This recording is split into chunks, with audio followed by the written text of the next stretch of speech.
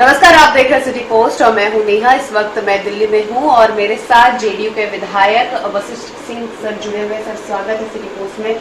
सबसे पहले शुभकामना, फाइनली एनडीए का एक चेहरा नीतीश कुमार आप लोगों को मिल रहा है। हर तरह के विवाद को खत्म कर दिए गए अमित शाह की तरफ से। देखिए, एनडीए मजबूती से बिहार में अपना काम कर रहा है और देश में भी काम कर रहा है।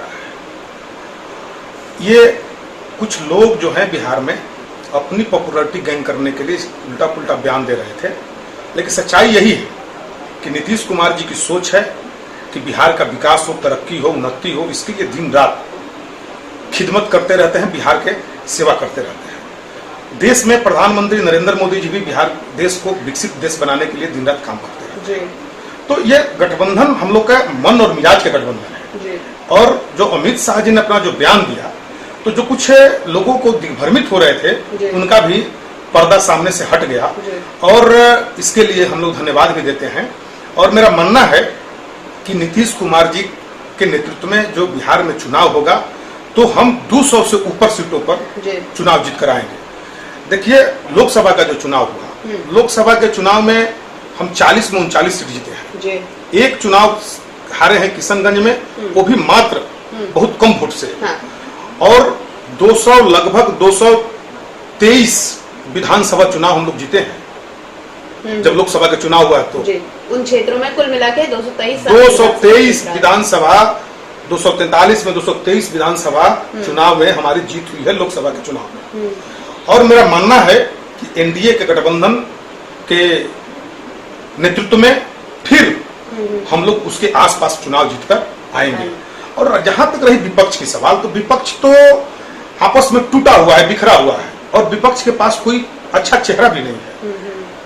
वंशवाद की राजनीति करने वाले, परिवार की राजनीति करने वाले, भ्रष्टाचार में संलिप्तता की राजनीति करने वाले, भ्रष्टाचार में रहकर जेल में जाने वालों की राजनीति करने वाले लोगों की एक तरफ फौज खड़ा है और एक तरफ भाईचारा से हटकर, परिवारवाद से हटकर, ईमानदारी के रास्ते पर चलकर देश के विकास करने वाले, बिहार के विकास करने वाले और सबको साथ लेकर चलने वाले और सबके विचारधारा को अपने अंदर निहित करके ताकत बढ़ा करके देश को एक सम्मान ताकतवर देश बनाना और बिहार को देश लेवल पर एक नंबर पर खड़ा करना, ये नीतीश कुमार जी का उद्देश्य रहा है।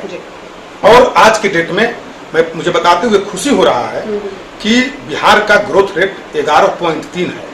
ये अपने आप में बहुत बड़ी बात है। और मुख्यमंत्री जी बिहार के राजा बन के नहीं बल्कि एक सेवक बन के सेवा करते हैं। हमेशा क्षेत्र में घूमते रहते हैं, लोगों से राय लेते हैं, फीडबैक लेते हैं और अच्छा क्या करना चाहिए। आज जलवायु परिवर्तन का मामला है, इस पर बैठक सर्वदलीय बुलाए और जल जीवन हरियाली के माध्यम से सभी क्षेत्रों में जाकर के पोखरा, तालाब, ताकि जल का संचय हो जाए, रेनी वाटर हार्वेस्टिंग, तमाम तरह की योजना लागू होने जा रहा है। और मुझे भरोसा है कि नीतीश कुमार जी के नेतृत्व में फिर बिहार में मजबूत सरकार बनेगी और बिहार और तरक्की करेगा और बिहार का नाम हिंदुस्तान में एक नंबर पर खड़ा रहेगा। ये मुझे पूरा भरोसा है।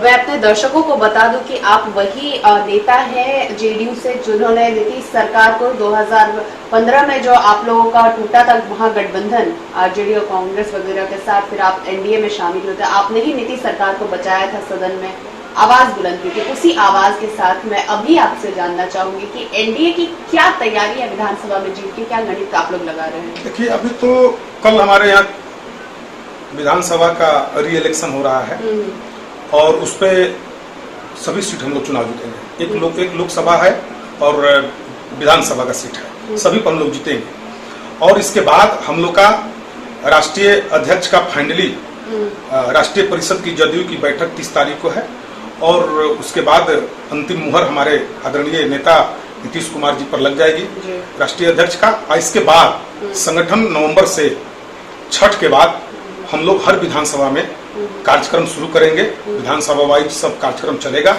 और संगठन के सारे प्रकोष्ठ काम कर रहे हैं और मेरा संगठन पंचायत अध्यक्ष और बूथ लेवल तक पहुंच चुका है। हर बूथ पर हमारा वर्कर है, बाय नेम बाय मोबाइल, इसलिए मुझे कोई परेशानी नहीं है। चुनाव हम लोग अपने समय सीमा के हिसाब से लड़ेंगे और खूब मजबूती से लड़ेंगे और चुनाव जीत कर आएंगे और नीतीश कुमार जी के नेतृत्व में चुनाव में सफल भी होंगे। आखिरी सवाल जो बहुत जरूरी है कि क्या मुद्दे रहेंगे 2020 चुनाव के, चूंकि बेरोजगारी सबसे बड़ा मुद्दा भी बिहार में बना हुआ है, साथ में ये जो जल जमाव वाली स्थिति बन गई उसमें भी लोग कहीं ना कहीं आपसे नाराज दिखे, कैसे नाराजगी दूर होगी?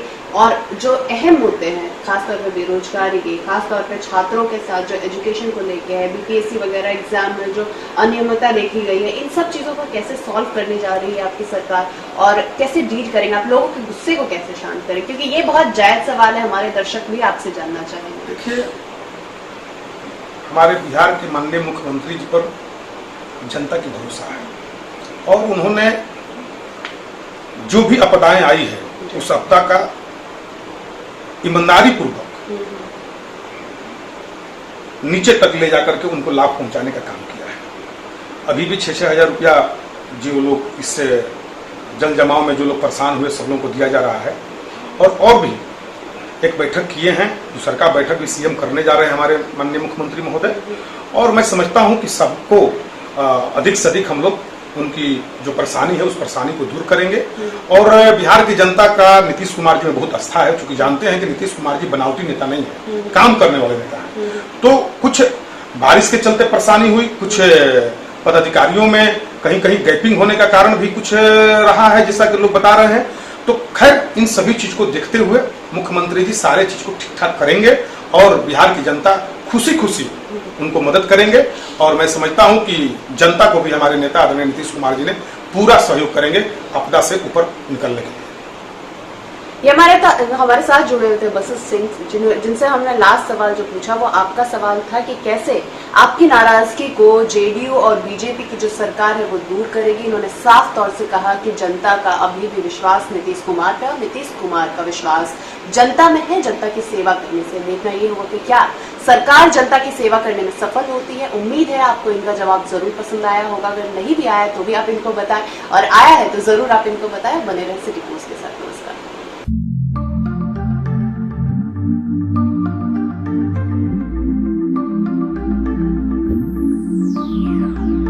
चलो चलते हैं। पर कहाँ? एक सरप्राइज है आपके लिए, थोड़ा सा वेट करो, बट चलो। Oh really? Yes. I like surprises, but make sure कि सरप्राइज अच्छा होना चाहिए। डोंट वरी डियर, ये बेस्ट सरप्राइज होगा अभी तक का। पापा मुझे भी सरप्राइज चाहिए। हाँ बेटा, ये सरप्राइज आपके लिए भी है, चलो।